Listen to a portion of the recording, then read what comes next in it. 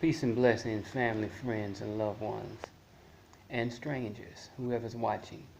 Um, I just want to say a couple of things, and I'm going to read a newspaper article from a newspaper in Kuala Lumpur, Malaysia.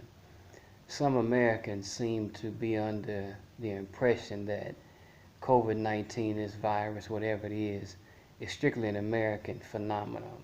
From the comments I've seen on Facebook and what even some people have told me, somebody told me they think it's a hoax, the lockdown in America, so that they can round up a pedophile gang of high level people. They think it's a pedophile cover up.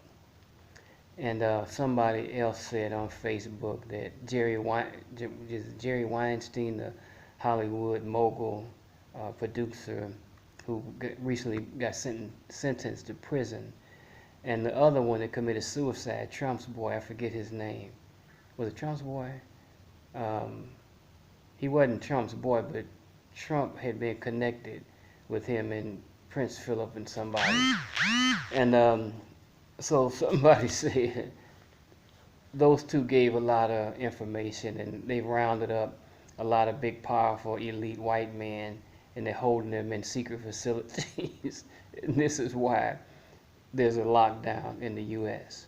I say it's funny and it's not funny. Americans have no clue that the outside world even exists, I think. Some Americans, not all.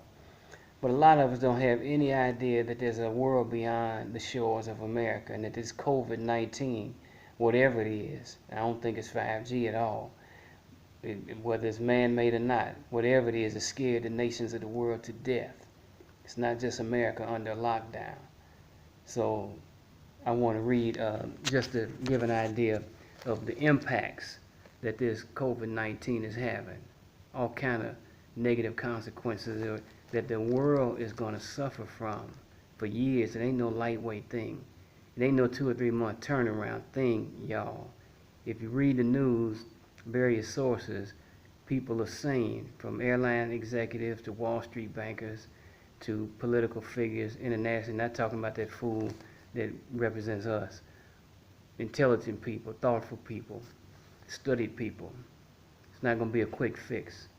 Okay, this article is called Struggling Zoos Seek Funds. It's from the Star ASEAN newspaper, dated Friday, May the 8th, 2020. In the subtext, if we don't get help, the animals' lives will be at risk. This is from Indonesia. Indonesia is an ASEAN nation, Southeast Asian nation.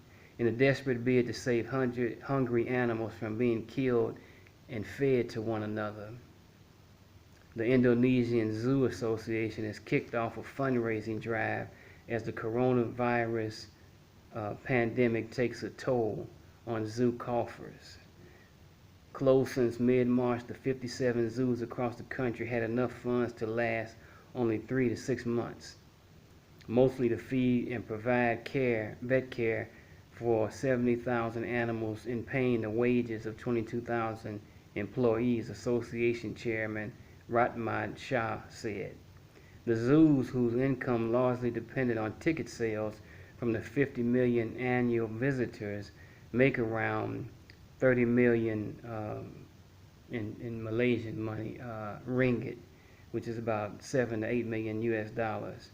That's how much goes towards their upkeep and operations. They make around 30 million ringgit a month, and 6 million of that 30 million, $6 million of that money goes towards their upkeep and operations. The zoos may be closed, but the animals still need to be fed and cared for, and their cages clean. Our priority is to keep the animals healthy, look after their welfare, and make sure their care and maintenance can run normally. The association wrote to President Joko Widodo 2 weeks ago seeking financial assistance, but has yet to get a response. On their part, the zoo operators have used cheaper feed substitutes, shortened the work hours of staff, and even slashed their salaries by up to 50% to cut costs.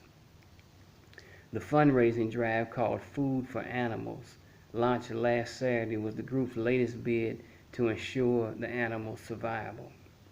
Some $50,000 US, including the contribution from Ratmat's own pocket, has been raised so far.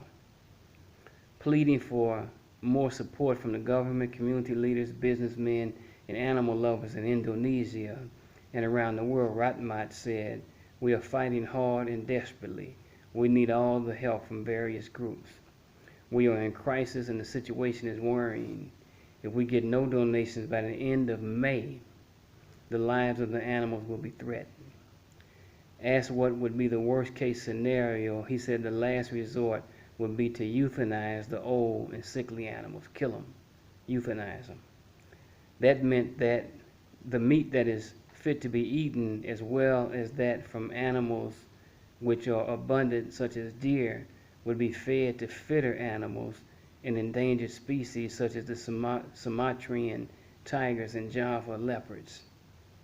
We are the last bastion of endemic, endangered Indonesian species, he said. But that's the last resort. What choice do we have? Let's say we have 500 animals and 100 of them are endangered.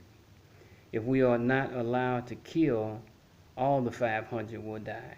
We have nothing to lose from killing the others because we can get them again anytime, anywhere. According to the World Association of Zoos and Aquariums website, euthanasia is allowed under the Code of Ethics and Animal Welfare when all options have been studied, but it must be carried out in a manner that ensures a quick death without suffering. That's the Straits Times newspapers. And this is just an insert, I guess, the Star ASEAN, but the newspaper is the Straits, Straits Times. I just wanted to read that because this is having impacts way beyond America, way beyond one industry, way beyond people getting sick and having to be on ventilators, way beyond people not knowing they have it and spreading to their family members and loved ones, way beyond people's conspiracy theories, way beyond people not knowing what the F is going on. It's a global emergency situation, really. Rolls-Royce, I just had another article read the other day that I'll probably find and read on here. Rolls-Royce, they manufacture jet plane engines. I didn't know that. A lot of their income comes from maintenance of those big body plane engines that they manufacture. They're cutting back deep. They know that the future in air travel is not going to be what it has been. It ain't going to recover no time soon. It may not recover at all, not to the previous level for years to come. The whole thing is changing. This is not an American phenomenon, but the whole world seems to know a little bit better than America knows that America got the biggest problem in the world. People everywhere know it. Americans don't seem to get it yet. People outside looking at y'all on the inside, and me, because I'll be there too, like we don't have a clue, like we're crazy. Running around with guns and better open this and better open that, and people rushing in stores buying tennis shoes and crowding at the beach when everybody else in the world is taking it seriously. They don't think the government's overreaching and overreacting and being oppressive. People understand what's going on. But America, the most enlightened, supposed to be anyway, wisest, smartest, intelligent, powerful country in the world, running around with like chickens with their head cut off, conspiracy theories running wild, and nobody believing nothing. And people dropping dead everywhere, and they don't even believe that they're dying. I just wanted to read this article because it's bigger than America. It's not just the U.S. It's not the Federal Reserve. It's not the Centers for Disease Control in Atlanta in a big hoax conspiracy. It's a global thing. It ain't a pedophile ring. It's a global emergency situation that's affecting all levels across the board, all kind of ways unimaginable. But if you read the news, not just local, but national and international, you see stories like this everywhere. Okay, peace and blessings. And that's not to have a defeatist attitude and a fear-mongering thing, because that's not my intention at all. I'm not afraid, and I don't think people should be afraid. But they should use common sense and logic, protect themselves and their family and their loved ones, not act ignorant, you know, like they're invincible or like this thing ain't real, because it is real. You know, so I just wanted to share that. It's bigger than America. Just because you don't see it don't mean it ain't there. Just because your family haven't died from it don't mean they won't or they can't. It's to be taken seriously. That's just my opinion. Peace.